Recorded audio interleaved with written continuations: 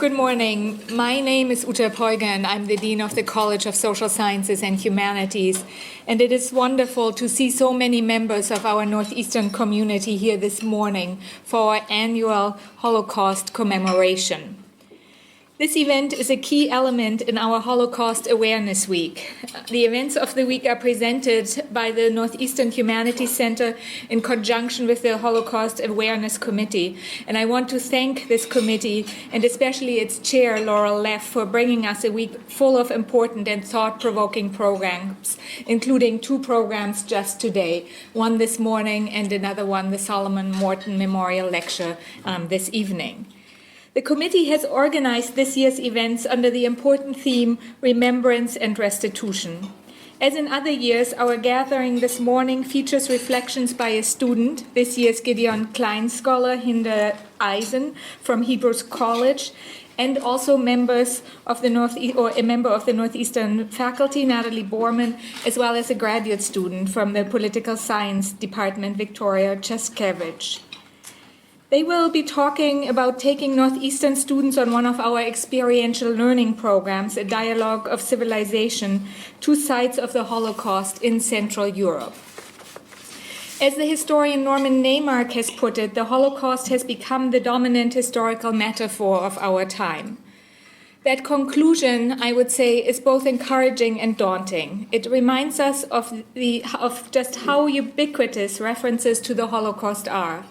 And some may say it has perhaps become too easy to commemorate the Holocaust, even as we are also still faced with Holocaust denial, including in Europe, but also elsewhere in the world. And easy commemoration is certainly not what we are after with Northeastern's Holocaust Awareness Week. Rather, the events of the week allow us to tackle some of the difficult issues that the Holocaust continues to raise. What are some of these difficult questions and issues that the murder of 6 million Jews by Germans and their non-German helpers continues to raise? These questions include issues about the breakdown of civility, the breakdown of relations between neighbors that were part of the enactment of the Holocaust and that also have characterized other genocides. They also include the ways in which the Nazi regime got people involved in plunder, including the plunder of art, which will be our topic tonight. Other important issues include the processes of dehumanization that are key to the machinery of death that Primo Levi has described so powerfully, or the ways in which the destruction of European Jewry relates to the victimization of other groups by Nazi Germany and its helpers, victims that include Russian prisoners of war, people with disabilities, Poles, political prisoners, Black Germans, or homosexuals. Another question that we will hear more about this morning is, how do we responsibly remember and commemorate the Holocaust? And how do we do that when we visit the sites of atrocities?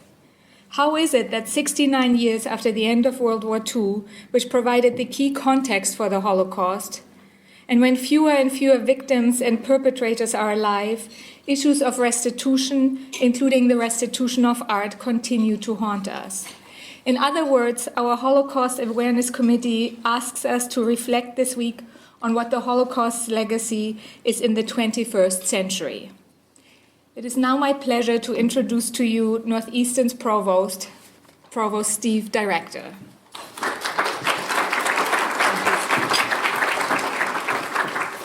Thank you, Uta, and good morning, everyone, and thanks for being here. And let me also add my thanks to the organizers of this event and, in fact, for the events for all of this week.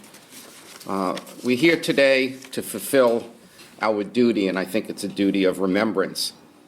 During Holocaust Awareness Week, we remember the victims of genocide, we honor those who stood against it, and we commit to working towards a better future. As we remember the murdered millions, we affirm that we owe them a responsibility to educate future generations about how they died and why.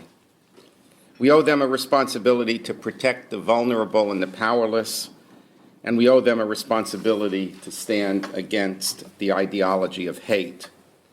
Holocaust Awareness Week reminds us that indifference to evil is the same as complicity. Too often, the world chooses to look away, as we did in the former Yugoslavia and Rwanda. This week, we affirm our responsibility to speak the truth, and to engage. At Northeastern, we're proud that our community engages actively with hard questions, as Ute just mentioned. We send students to dialogues in civilization. They travel to areas of conflict around the world to study and to learn. Northeastern students have been on co-ops in a variety of places of conflict, such as Cambodia, Northern Ireland, Bosnia, and Serbia. They've worked with NGOs that are dedicated to conflict resolution, and they have supported efforts to bring perpetrators to justice. I could cite numerous examples of global engagement, from engineering projects to social entrepreneurship. We are really proud of our students, and proud that they have had the opportunity and the interest to build on such experiences. They really are the leaders of the future. The lessons of diversity, inclusion, and justice will serve them well. On campus, too, the Northeastern community continues to pursue what we have called civic sustainability, and this is defined as civility in engaging with diverse opinions, civility in acknowledging the wrongs of the past, broadening personal networks, finding common ground in social action, and making the world a better place. Our community fosters civic sustainability in many ways. Last year, President Aoun formed the Presidential Council on Diversity and Inclusion, which is co-chaired by Dean Poiger and Associate Dean of Law James Hackney.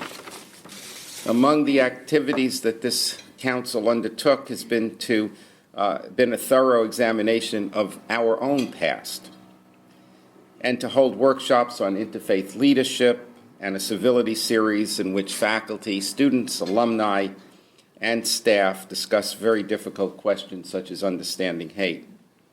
Our vision for Northeastern is to be a model of inclusiveness, diversity, and civil discourse. Today's program and the events of Holocaust Awareness Week are key components of this mission. Our theme this year is, as Uta mentioned, is remembrance and restitution. This morning, we'll hear about the research and study abroad experience of students and faculty who are working to learn the important lessons from the Holocaust.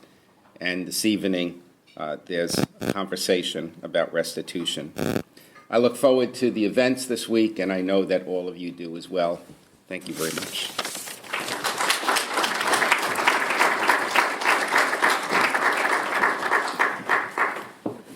It is then my pleasure to introduce to you Laura Leff, the chair of this year's Holocaust Awareness Committee.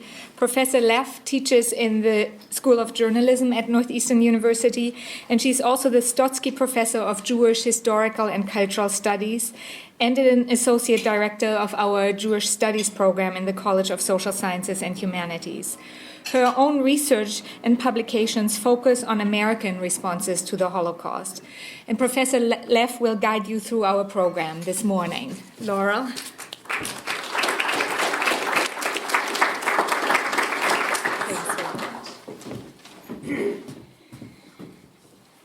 Thank you, Dean Poiger and Provost Director.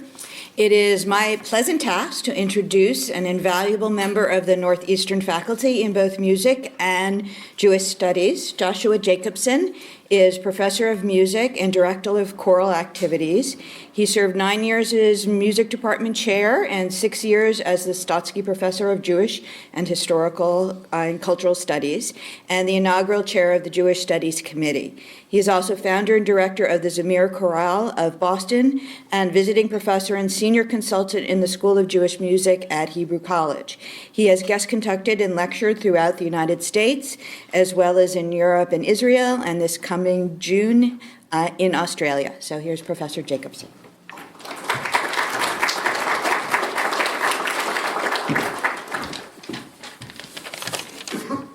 Good morning. Gideon Klein was a young musician studying piano and composition in Prague. At the age of 20, he was already considered to be one of the most promising young composers and pianists of his generation. But shortly after his graduation from the Prague Conservatory in 1939, the Nuremberg laws were enforced in the Nazi protectorate of Bohemia and Moravia. Jews were forced to wear the yellow badge and were no longer allowed to attend concerts or to perform in public.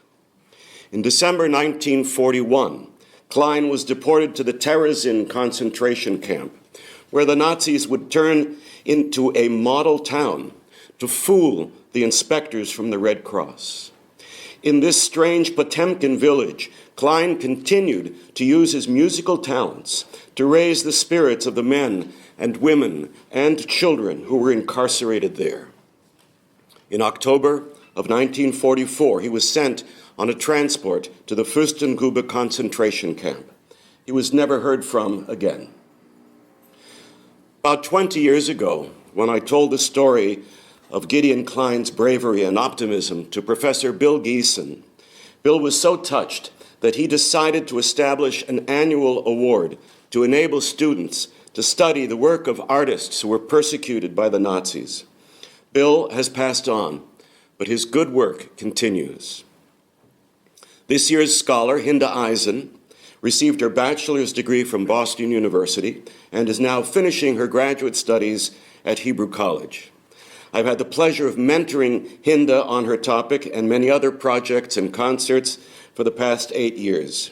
In June, she will be ordained as a cantor and will move to Chevy Chase, Maryland, where she will serve as cantor educator at Congregation Or Kodesh. Hinda.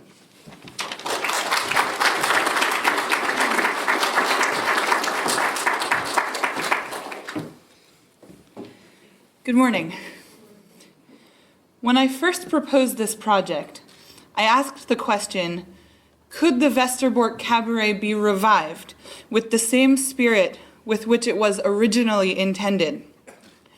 I hadn't known anything about the Westerbork Cabaret except by reputation, and very quickly I discovered the answer was definitively no. Before I tell you why, a bit of background information about the Westerbork camp and the combination of elements that fostered an environment in which the Westerbork Cabaret succeeded for almost a year. Westerbork is in the northeast region of the Netherlands, about 180 kilometers northeast of Amsterdam. It is most widely known as the camp through which Anne Frank and her family were ultimately deported to their deaths at Bergen-Belsen. On October 9, 1939, Westerbork was established and partially funded by the Dutch Jewish community to house German Jewish refugees on their way to what was then Palestine. At the same time as the Nazis had prohibited Jewish performances in Berlin, many Jewish performers went to Amsterdam to find more sympathetic audiences. On July 1, 1942, the Germans take control of the Netherlands. The refugees in Westerbork become inmates, and tens of thousands of Dutch Jews are rounded up and sent to Westerbork as well. Included in these are the aforementioned performers and artists. On July 15th, 2 weeks later, was the first transport of Jews from Westerbork to Auschwitz. And on October 12th, 1942, First Lieutenant Alfred Gemmeker is appointed the second commandant of Westerbork. Now, Gemmeker becomes a very important figure for the Westerbork Cabaret. Shown here is a picture of Gemmeker's house, which still stands at Westerbork even after the rest of the camp had been fully demolished in 1971. Gemmeker is said to have had a smiling disposition toward Jews, though he still saw the deportation to what was called the East, a necessity for the Nazi cause. Here, Gemmeker is pictured with his Jewish secretary. You can tell their strong connection from this image. This and many of the photos you will see for the duration of this presentation, including the video, were taken by Rudolf Werner Breslauer, a German Jewish photographer who had also fled with his family to Amsterdam to avoid Nazi persecution. At Gemmeker's request, he documented life at Westerbork through photographs, including of the cabaret, before he, his wife, and 3 children were ultimately deported to Auschwitz in 1944.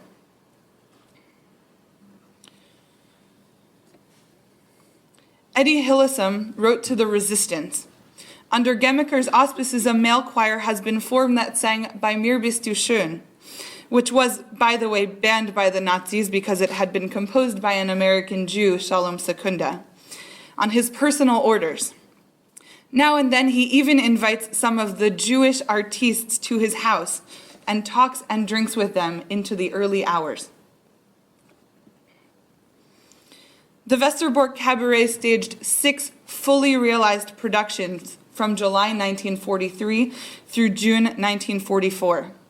Philip Mechanicus, a Dutch Jewish journalist who was interned at Westerbork, considered himself a documentarian and often came to the cabaret not for enjoyment but because he was their self-proclaimed critic.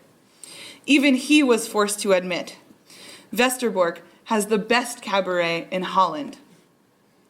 As a patron of the arts, Gemmeker was proud that Westerbork had such exceptional performances and often invited Nazi officers to watch the cabaret simultaneously with the Jewish audience in the same house. Gemmeker and his fellows often sat in the front row. The cabaret was made possible by 3 particular individuals whose reputations in the theater were vast before they were interned at Westerbork. Max Ehrlich, its director, and a longtime comedian. Willie Rosen, who was famous for his boisterous declaration before any song, "Words and music by me." And Eric Ziegler, its talented pianist. Ziegler was the only one of the 3 to survive. The Westerbork Cabaret earned its nickname in later writing, the Theater of Despair, because of its ability to decide who lived, at least while involved in production, and who was deported to the East to be murdered.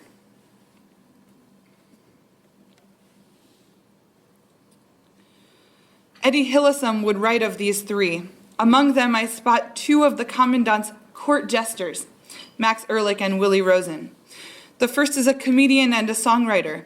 Some time ago, his name was down irrevocably for transport, but for several nights in a row, he sang his lungs out for a delighted audience, including the commandant and his retinue. The commandant, a great lover of art, thought it all quite splendid. The singer got his exemption. Willie Rosen's philosophy on cabaret became a central piece of the Westerbork Cabaret's success. His Amsterdam cabaret troupe, called The Prominence, operated under this recipe, which he brought to Westerbork with him.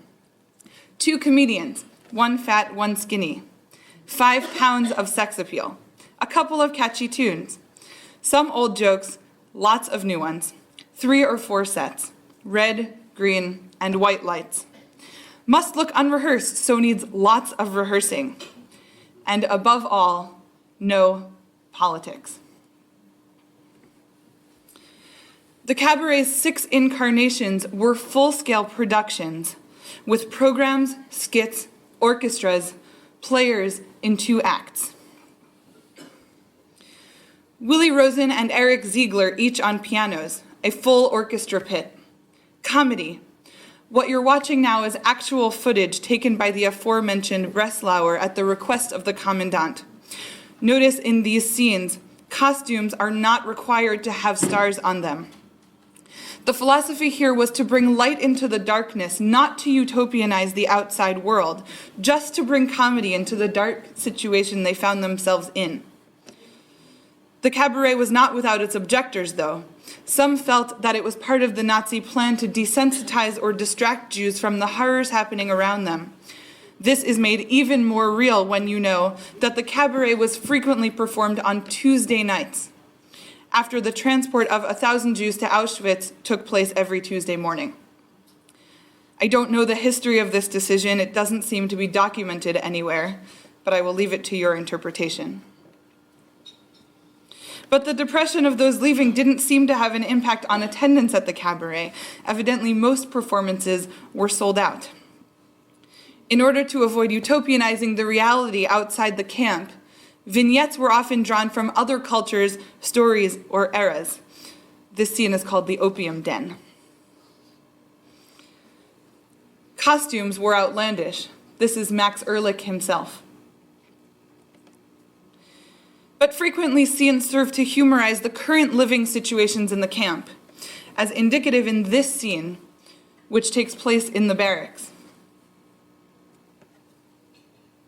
But none more exemplifies this than Johnny and Jones, a Dutch duo nicknamed Two Boys and a Guitar. Johnny and Jones's music was so popular in the Netherlands that their music is reproduced on 3 volumes of Dutch hits CDs, which came out in 2013. Johnny and Jones worked during the day in the airplane wrecking yard at the camp and performed in the cabarets at night. Gemmeker was so proud of this duo that they were sent to record 5 songs, including the one you're about to hear, in Amsterdam, while their wives remained basically as ransom in the camp so they wouldn't run away. Their song, the Westerbork Serenade, was very popular among Nazi troops and on Nazi radio stations. Let's listen to them sing the first verse.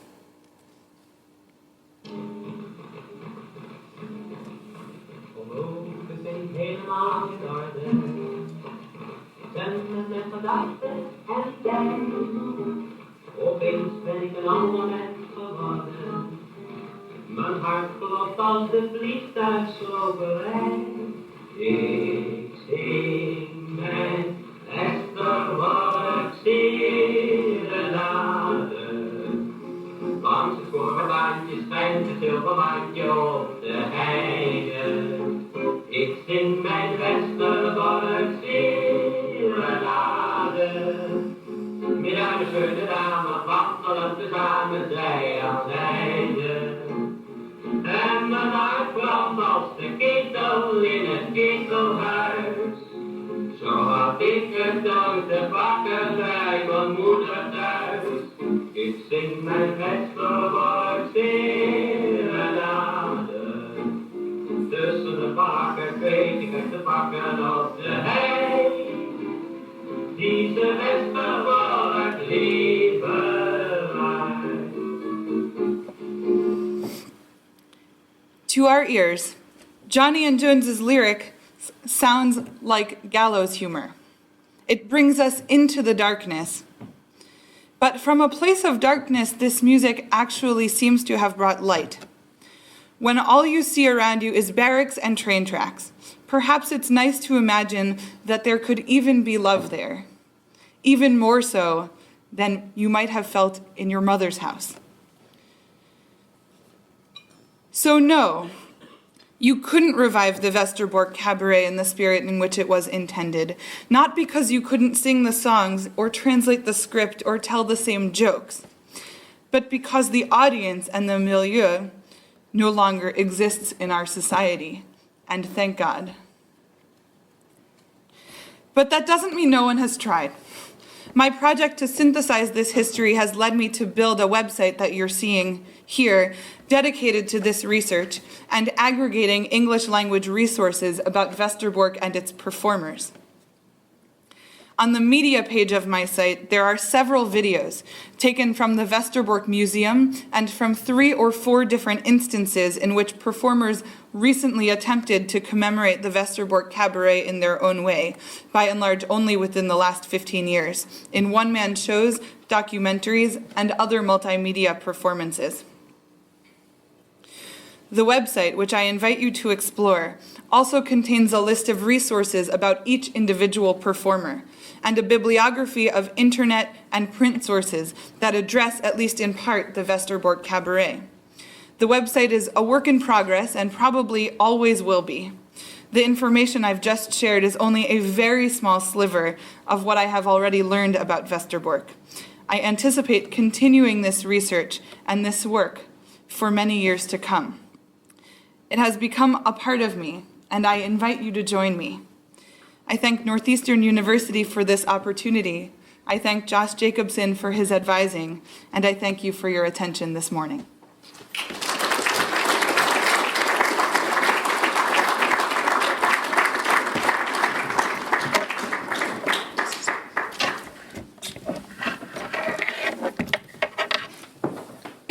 changing of the guard. Thank you, Hinda, and thank you, Josh, for that responsible and brilliant use of the Gideon Klein Scholarship and that macabre tribute to human resilience. It was quite extraordinary.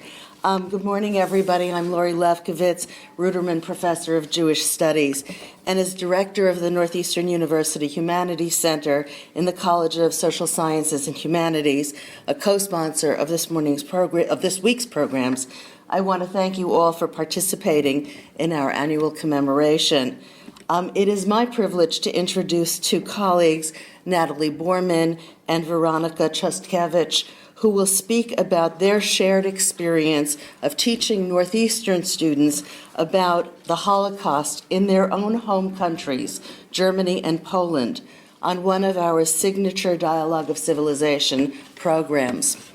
I want to take this opportunity to appreciate our university's extraordinary commitment to global travel as an educational imperative. In my experience of traveling to Israel with wonderful undergraduates on a Dialogue of Civilization, I was impressed by the value of cultural immersion and how much conversations with people whose lives are affected by regional events develops our capacities to discern nuance, negotiate complexity, and cultivate empathy. In my own childhood, I heard my father describe the chaos of arriving on the crowded platform in Auschwitz with dogs barking, SS shouting, and an unfathomably tall flame reaching to the heavens, unaware in all that commotion that he was parting from his mother and three of his siblings forever. But only this summer, when I for the first time stood on that platform myself, did I catch a glimpse into his broken heart. In Krakow, I wondered at the prevalence of Judeo-kitsch, such as life-size wooden Hasidim on park benches, dolls complete with beards, top hats, side curls, sitting beside which tourists could photograph themselves. In this nostalgia for an absent population, I had a new dismaying insight into America's partiality for totem poles and headdresses, happy souvenirs of a decimated native population. But time passes, and as generations feel more remote connection to the events of the 1940s, educators are challenged to adjust our lessons for rising generations, who will visit Auschwitz as we visit Gettysburg, recalling a once-upon-a-time devastation. Natalie Borman, a member of our political science department at Northeastern, has taught at Brown University and the universities of Manchester and Edinburgh in the UK. Her research focuses on trauma and ethics in international politics, violence and memory, and the researcher's subjectivity in formulating foreign and security policies, areas directly related to her subject this morning. Veronica Chustkevich is completing her doctorate here in political science, working on political rhetoric and education policy, and the language Americans use to discuss education and school choice. Their presentation is entitled Postcards from Auschwitz: The Ethics of Visiting Sites of Trauma.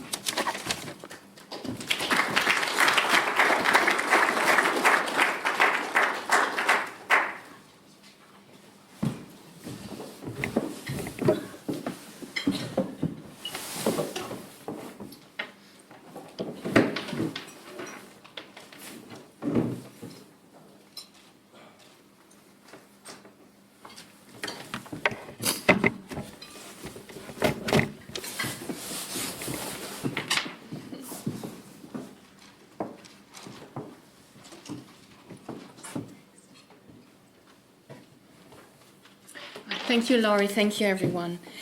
So Veronica and I have created, led, and will be leading again this year the Dialogue of Civilization to Germany and Poland to teach about the Holocaust to our undergraduate students. And we want to share with you this morning some of the challenges, tensions, and above all, actually questions that we were faced as educators trying to teach about the Holocaust as an experience of sorts.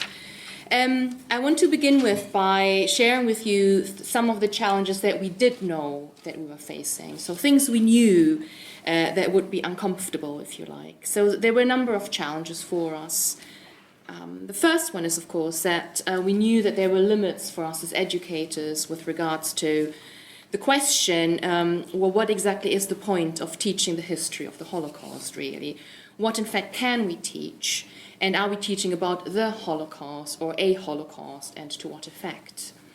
We also knew some of our ethical concerns as curators of an experience that is akin to what is termed trauma tourism. And there's an image that seems to capture that, certainly for us.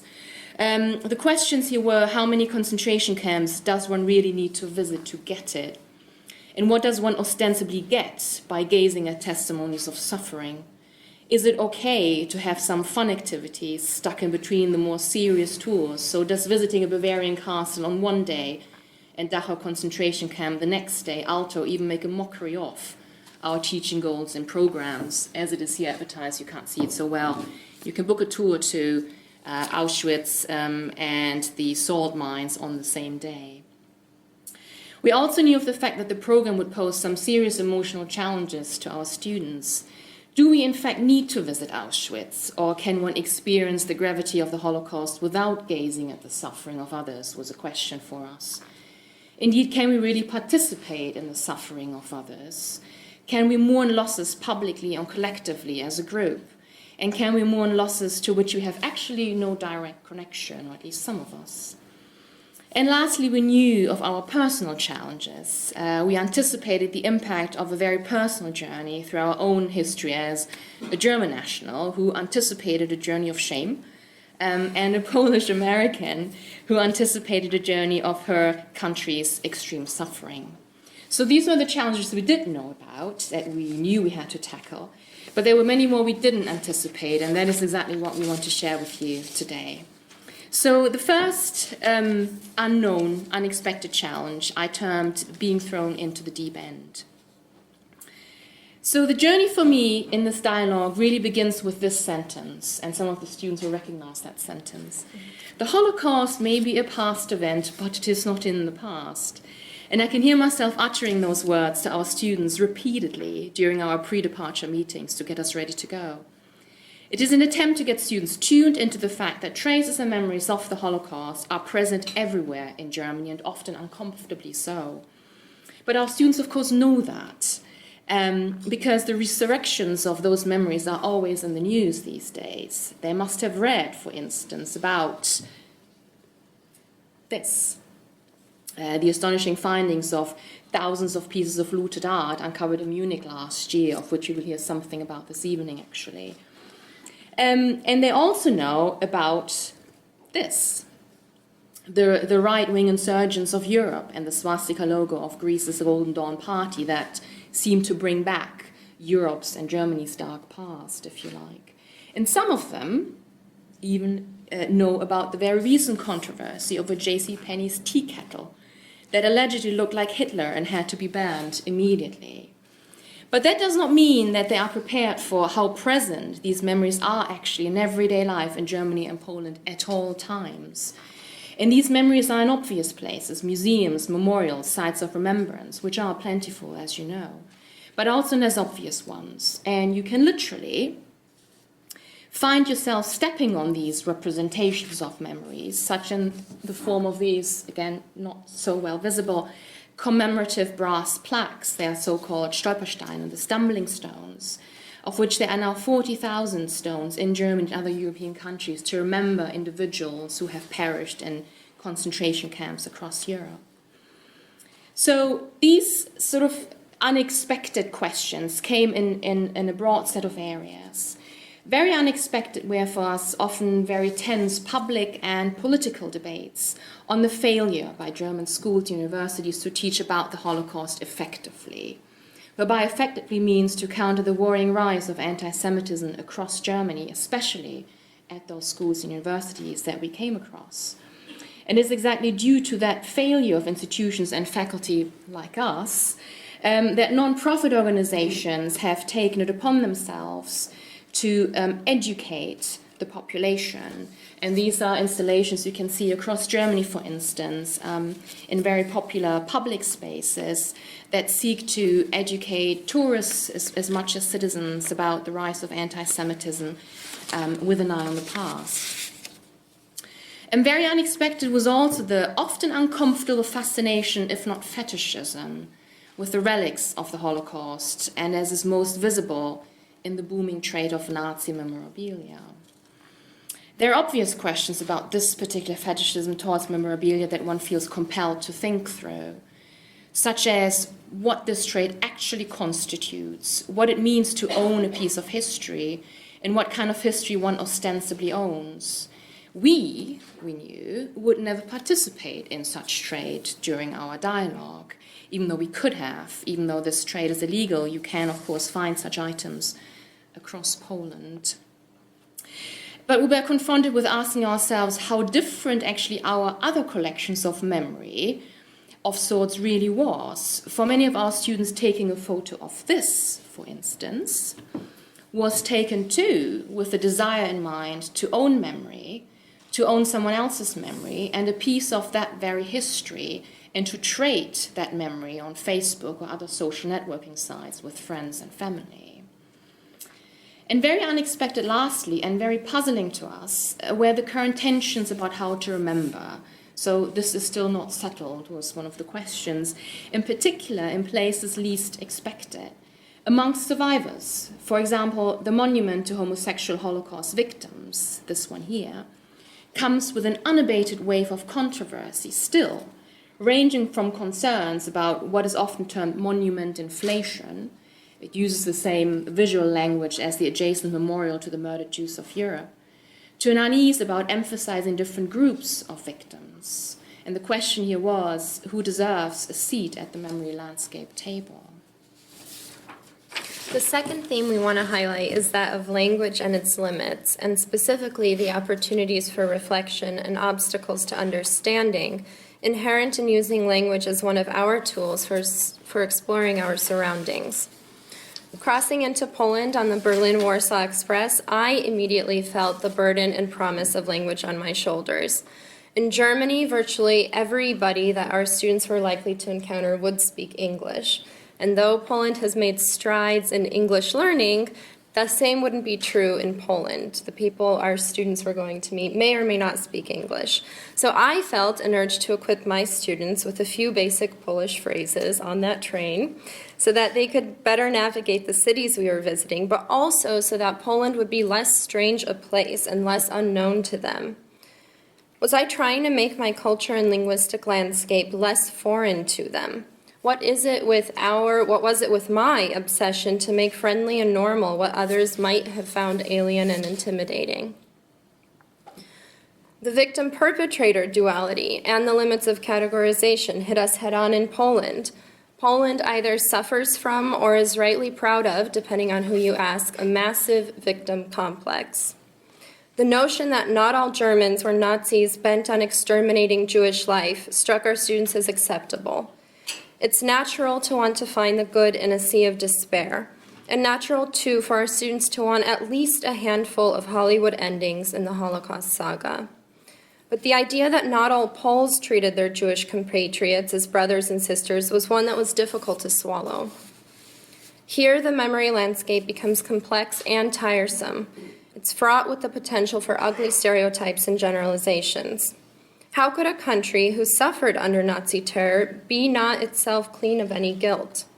Why does Poland react so viscerally and defensively regarding any mention of Polish anti-Semitism? Why, after learning about mothers who disavowed their children in order to protect themselves after their arrival at the camps, do we hesitate forever to offer any comment? I think we were only able to skim the surface of victim-perpetrator, what that means. Something else I noticed in Poland was how the prevalent language for talking about the Holocaust was still German. The camps located in Polish towns, Oświęcim, Stutowo, Małkinia Góra, are actually called by their German names, Auschwitz, Stutow, Treblinka. The assembly points for deportation of prisoners are called in Polish Umschlagplatz, a German word. The mobile units of security forces who followed the armies and perpetrated executions, also totaling in the millions, Einsatzgruppen. I could go on, but the point is this. In Poland, the German language lives as part and parcel of Nazi history. There are no translations available. Why? What does that mean? In Krakow, language came to my attention in a way it had never done before on accident. We were on a tour of the Jewish district, or what used to be the Jewish district, when our tour guide started to chronicle how Jewish life had changed in Krakow after the Germans invaded. So a totally natural thing to talk about during a tour of Jewish Krakow. Except that my German co-leader corrected the Polish tour guide. Nazi, you mean? And the guide, a gracious host, replied that yes, of course she meant the Nazi attack on Poland. Except that a few minutes later, she was again talking about the German occupation. Nazi, you mean, came my co-leader's response. A little less casual, a little more contemplative, obviously a point was being made, and it was, but it wasn't about language. Hearing the term German, I didn't bat an eye. I do use the term Nazi to refer to the concentration camps and most things regarding World War II Germany, but I don't use the same phrase in Polish, and neither was it the natural inclination of our Polish tour guide. German would do just fine, thank you. So this is how I heard the conversation or the tour guide. When the Germans, our tour guide begins, wait, you mean the Nazis? I want to stop our tour guide right there, but then I hesitate. I am German, she is Polish. Is this insensitive to race? When the Germans, again, I must stop her, I feel, and so I do. You mean the Nazis, not the Germans? She looks at me, clearly confused.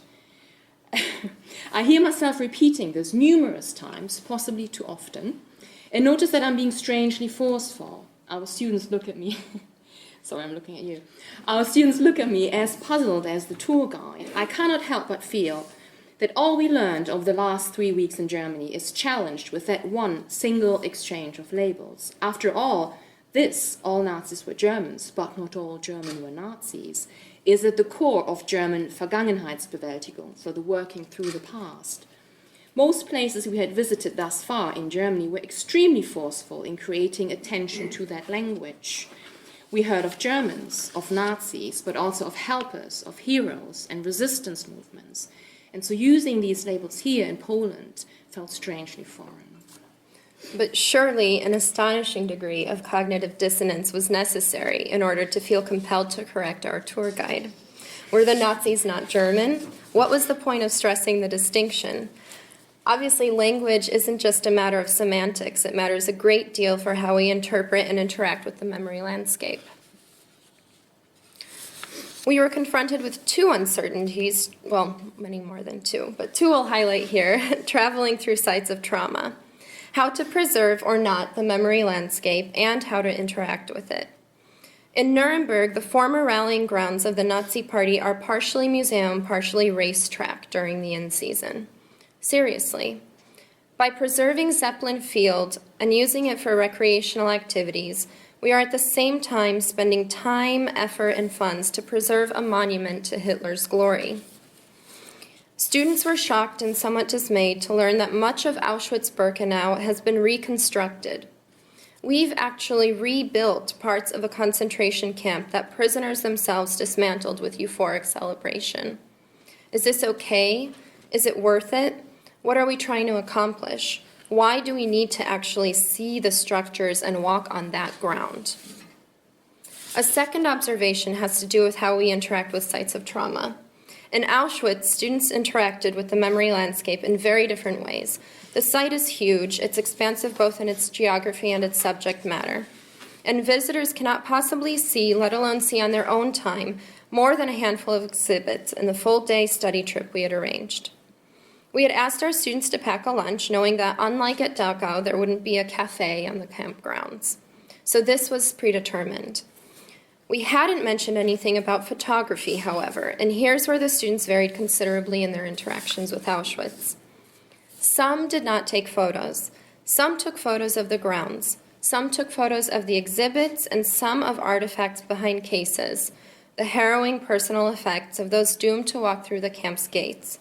Some took photos of photos, individual faces and family portraits confiscated from prisoners against their will as they entered the camp, or of prisoner portraits. Some expressed irritation at a "No photography, please" sign at the entrance to one exhibit, standing cells being viewed by throngs of tourists. Our tour guide leaned in to explain the sign to me. It's not that the cells are particularly horrific, it's that the viewing queue is cramped and we couldn't possibly accommodate all the tourists with them taking photos. So to conclude, what does this mean for us as educators? Are we also curators of our students' experience? The menu for those wishing to have a taste of the memory landscape is vast. We went to Germany and Poland, but we could have gone to Washington, D.C., the site of the U.S. Holocaust Museum, or to Israel, home to Yad Vashem and some of the brightest minds in Holocaust research. But Natalie's German and I'm Polish, and we have strengths, linguistic and cultural, that would be for naught in the alien territories of Israel or the Beltway. So in a way, our general destination was preordained. But what we chose to do, the sites we chose to visit, and the people with whom we chose to spend our time in Europe was up to us. What emerged from our Holocaust itinerary was something not altogether put together. Maybe this is because we wanted to accomplish all of the things: prevention, empathy, historical understanding, politics, religious studies, critical thinking, ethics. So we created an experience for our students that reflected that. In Poland, we went on a tour through Jewish Warsaw. We wanted our students to understand by foot the size of the ghetto, its geography. We visited the incomplete site of the Museum of History of Polish Jews. We ran into the architect on the steps. We wanted to show our students where Warsaw was in the process of remembering and how very new the landscape was because it was stifled by the Soviet Union. We wanted to see the famous memorial to the ghetto uprising, the one that German Willy Brandt knelt in front of as a sign of respect. We met Poland's chief rabbi in hope of talking about current controversies and Jewish life in Poland. We took part in a Shabbat dinner in Warsaw. We wanted to see what it means to be a young Jew in Warsaw today. Our preconceived images definitely collided with reality. In Krakow, one could say that our principal reason for the visit was to go to Auschwitz, to be there really. But we also learned about the Płaszów work camp just 2 miles outside the city and learned about the rich history of Krakow Jews before the war. We learned about helpers, visited Schindler's factory. Ours wasn't a trip to witness the camps, but one in which we hoped to put into context, both historically and presently, the memory landscape. No one group owns that period of history and its current landscape, so no one vision of its memory prevails. So in an attempt, I suppose, to boil down on our reflection and to go back to this, it occurs to me that 2 things really stand out, or 2 questions or tensions and challenges stay with us that we think about this year as we lead the next group. And the first one is, what do we bring back with us? And secondly, at what cost? And there are 2 things here I want to talk very briefly about. The first question, or the theme here is, how do we understand the memories that spaces hold? Auschwitz, as you know, is one of Poland's largest, biggest tourist attraction. And in fact, a recent German newspaper, termed it, or described Auschwitz today as the Disneyland of death. And after a 6-hour tour through the grounds of this former death camp, the mantra of never again is of course with us. But what exactly does never again mean after visiting Auschwitz for 6 hours? That a death camp such as Auschwitz should never exist again is obvious. It is like saying, as the saying goes, that the Titanic should never be allowed to sink again. Yet, and as the argument goes, or continues to go, thousands of people capsize and drown around Lampedusa each year. So I, for one, as an educator, am left with the question, how can our experience of never again really transcend the visit to Auschwitz? The second point And the question here is, what about sites that were not scenes of violence? Some of our students, at our suggestion, visit the Obersalzberg, which is Hitler's infamous mountain retreat. Unlike concentration camps that have become memorials, memories of the Nazi time on the Obersalzberg, so on that mountain retreat, account for that unsettling absence of violence in the very space that was at the same time one of the most important strategic and propagandistic Nazi sites. A place surrounded by beautiful mountains of Bavaria and landscapes where Hitler went to think, and as a consequence wrote and continued to write Mein Kampf, and decided that Germany's Jews had to be addressed. So for us, the question remains, what does it say about us that we can visit in vacation where Hitler once did? Thank you very much. Thank you.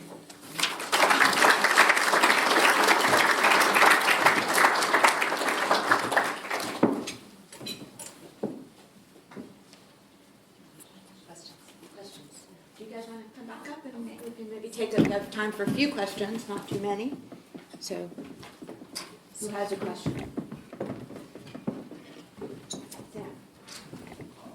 I can tell that our students had a very stimulating and worthwhile experience being with you. I'm curious if the linguistic question that both of you raised, Nazi German, was carried into discussion afterwards. In other words, did the behavior of people that you had insisted on calling Nazis reflect a very special or extreme or different group?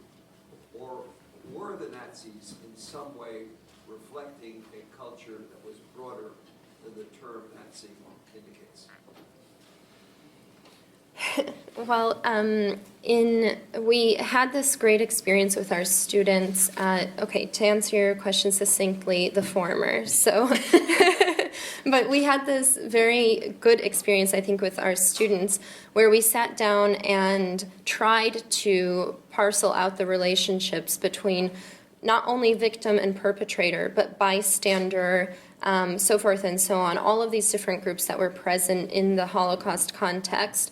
And so, even to this day, of course, Natalie and I not necessarily bicker, but don't agree on this Nazi-German duality, but we tried during our trip, certainly after this particular incident we talked about, and throughout the remainder of the trip, to pay attention to the nuance between and within those different groups. So maybe just to add to that, I think there were sort of two issues in place that haven't really concluded in our minds. So the first one is, of course, to realize, is there a difference between the agent and an ideology, which I think is what you mean. So, and that's something we didn't sort of think through in the dialogue. So how to access the Holocaust? Is it through the agents, the perpetrators, literally, agents is an unfortunate word, the actors, or is it through the ideology? And of course there the lines are very much blurred, and we were exposed to these blurred lines depending on where we were. And the second problem or challenge, of course, was the fact that we want to teach about the Holocaust, not the Second World War, and there also the lines blur. So whenever we talked about the Second World War, we talked about the Germans as occupiers, but when we talked about the Holocaust, we tried to make a distinction as to who participated, and maybe that is something most of us wouldn't want to agree with, but we struggled with the lines in history, if you can really single out a particular event from a broader context, if you like. Other questions? Growing up in Germany and Poland, did you guys visit the camps, and what motivated you to want to teach about the Holocaust? Good question. So we did visit the camps. That's the easier answer, I suppose. And part of course, what we wanted to convey today was really the question, as we put this together, we thought about, well, how many camps do you need to visit? Can you visit too many camps? So what are you trying to achieve to visit the camps? And there are different camps. Does it matter where they are? Do the individual camp stories matter? So it was, I think, the most difficult part of the dialogue to curate the camp visits, if you like. So we went to Dachau and we went to Auschwitz in a decision to limit the visit of camps, actually. And what motivated us was, well, there is no Holocaust dialogue, and that appeared to be a very important Holocaust, so we created that, and also due to the fact that we are, of course, from these two countries. Well, I was born in Detroit, Michigan, actually, so I'm half an imposter here. No, but my entire family is from Poland, and I even before the dialogue, would go back every year for several months. And what motivated me to begin studying the Holocaust, not only with the dialogue, but many years prior, was that the Holocaust, I think, is a huge part of Polish identity, but growing up, it wasn't something that was discussed ad nauseum like other parts of Polish identity in my family over the dinner table with my grandmother, so forth and so on. And so it always had this quality of ambiguity, and so that's why I wanted to study it, because I feel, very much a Polish American, and I wanted to be able to round out my identity, and this is certainly a huge part of it. I'm wondering what changes, if any, you made from one year to the next. And I'm also wondering about whether or not for rising generations in Germany in particular, you feel like there may be a kind of not only the memorial saturation, but a sense that people are being forced in their everyday lives to confront a history that is awful and increasingly remote. So maybe to start with the last part, because I've just actually been to a conference that had the Holocaust at its center in the study of the European Union, and there seemed to be a sense that there's a Holocaust fatigue somehow, and I would actually disagree. Well, maybe on the level of the individuals or citizens, there may be a fatigue, I agree, but strangely enough, or maybe because of that, in sort of policy circles, within elites and institutions, you can observe exactly the opposite. So the Holocaust continues to be really an indisputable factor, or it still holds a key role in informing policies within Europe, or in shaping policies and formulating ideas with regards to policies within the European Union, which is another reason why this dialogue is so important, just to get back to that. So questions of migration, xenophobia, integration, enlargement are all informed by this looking to the past. So there is a fatigue on one level, but not on the other. What we have changed, it's interesting because we were so determined that a lot has to change, because we were left with all these questions, and for me these are really questions of ethics, yet not a lot has actually changed, coming to think of it. I'm not so sure what the reasons are for that, really. Maybe you can speak to that. I mean, I think not a lot has changed because we worked through a process where I think we determined that it wouldn't be fair for us to superimpose our code of ethics onto our students. And so, for instance, the example we talked about, taking photos, we didn't take photos, but I think we came to the conclusion that it wouldn't be right of us to tell our students how they should or should not behave, or how they should be interacting with things that, are personal, therefore they are experienced personally and on an individual level. I think I know that answer is too neat. It doesn't accurately describe sort of the balance we've tried to adopt, but yeah. Okay, thank you very much. Thank you.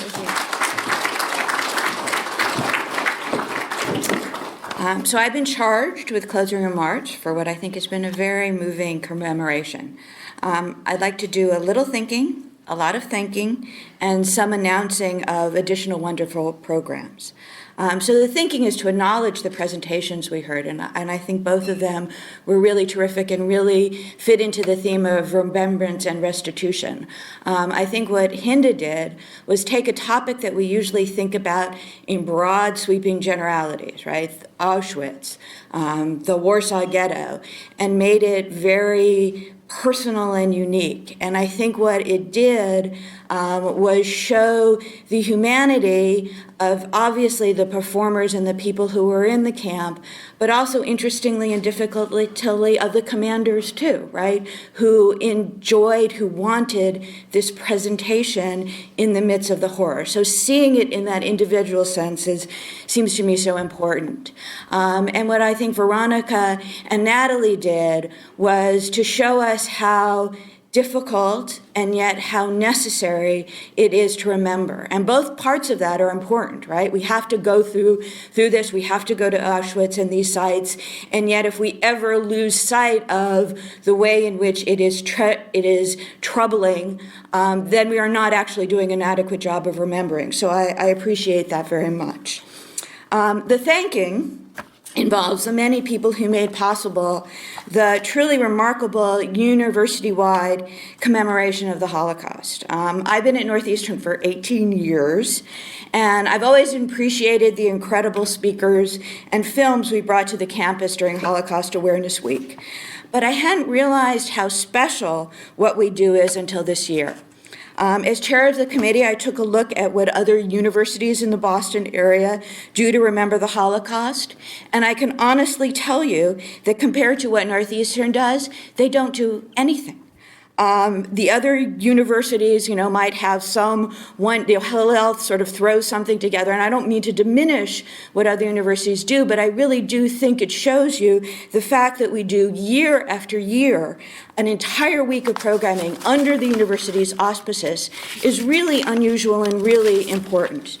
There is one person in particular who I want to single out for making this remembrance possible, and that's Professor Gerald Herman, who started teaching the Holocaust at Northeastern in the 1970s when very few professors anywhere did.